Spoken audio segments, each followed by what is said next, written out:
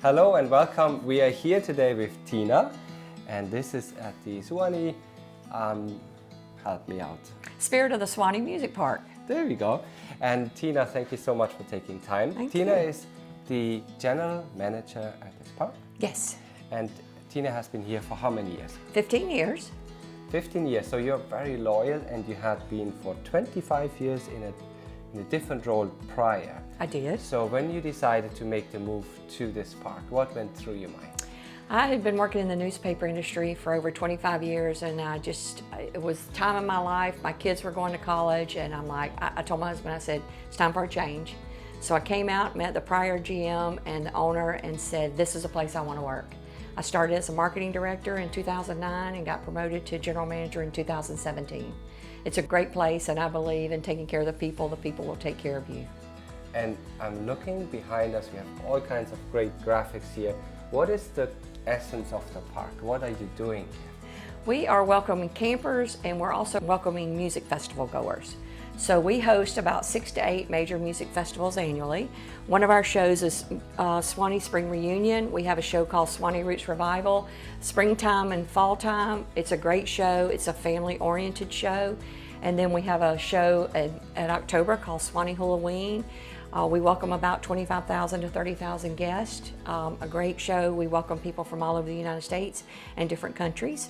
At Christmas time, we have a show called Suwannee Lights, over 13 million beautiful lights. Now get that, 13 million lights. That's huge. It is a drive-through display. You can drive through in your car with your family.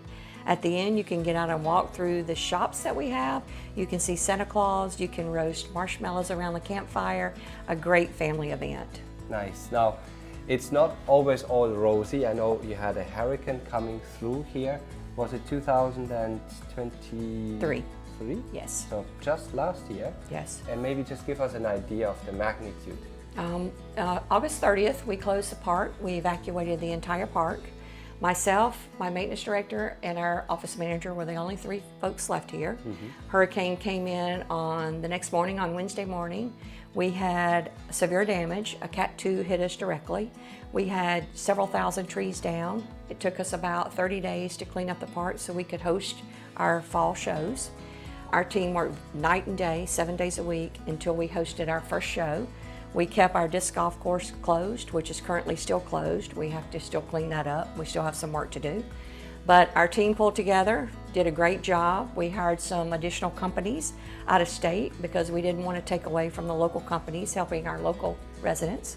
So our team worked very well with our tree companies, and we got the park open and had 2 wonderful shows, had Christmas lights, and now we're moving forward with 24. Your mindset is not just on the park, but you're actually looking at the community.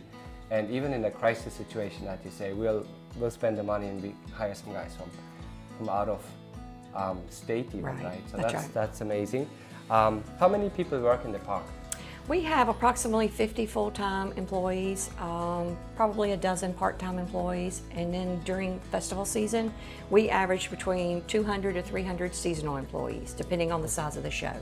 Awesome, very nice. We try to hire local folks because they can commute.